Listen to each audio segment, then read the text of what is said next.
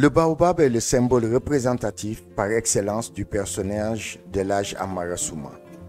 Indéboulonnable, résistant à l'épreuve du temps, généreux, d'une piété religieuse avérée, résilient et constant. On pourrait ajouter à son trait de caractère le refus de la compromission, de la rancœur et un patriotisme avéré. L'axe de présentation d'Amarasuma tourne autour de l'éducation, de la citoyenneté, de l'humilité, de la famille, du sport, de la culture, du social et des convictions profondes reconnues. La place de l'éducation est prépondérante dans le parcours académique de ses enfants et petits-enfants.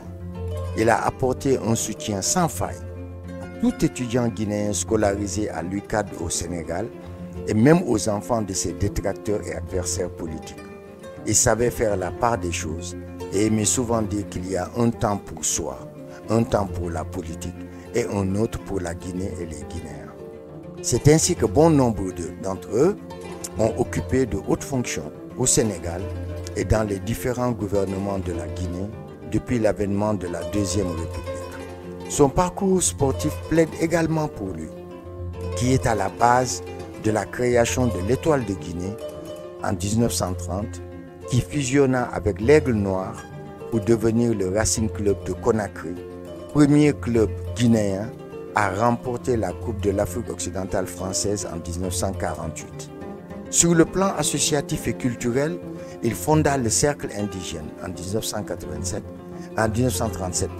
qui fut un contrepoids au Cercle européen fréquenté exclusivement par les colons.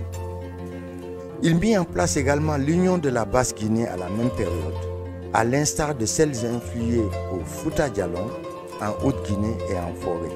À ce propos, les agriculteurs lui doivent la fin de l'impôt indigène collecté par les colons. Sur le plan social, il possédait dans son ADN les valeurs sociétales Baga des autochtones de Conakry qui ont accueilli toute la Guinée sans distinction. C'est ainsi qu'il transforma son domicile du Point E à Dakar au Sénégal durant toute la période de son exil comme viatique et adresse administrative pour tous les ressortissants guinéens. De ce qui précède, tout le monde s'accorde à dire que c'était la plus grande famille guinéenne au Sénégal. L'exil ne le rendit pas amer non plus et il accentua un pan de l'éducation de ses enfants dans l'amour de la mère patrie, la Guinée. Lui qui a quitté son pays sans un bagage et a connu le déchirement avec sa famille par un deuxième exil en France. Et il aimait souvent dire que l'exil n'est pas doré. Sur le plan politique, il participa à la résistance gaulliste durant la Seconde Guerre mondiale. Il fut déporté sur l'île de Gorée et faillit laisser la vie plus d'une fois.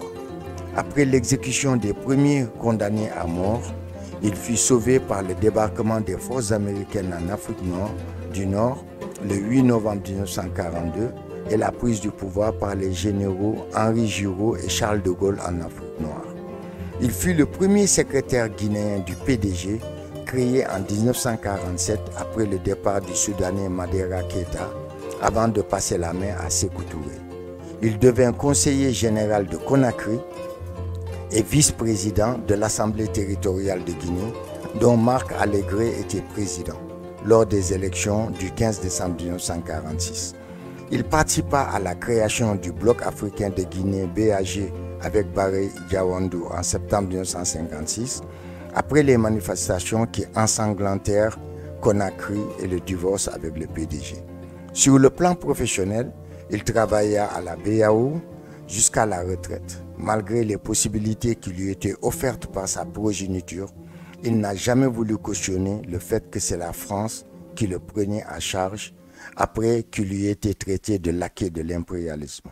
Sur le plan personnel, il a eu 2 épouses dans les familles Fodemouké Yansane et Nabiba Koro Touré du Moria, qui lui ont donné 8 enfants et un 9e dans sa jeunesse avec Elisabeth Pathé.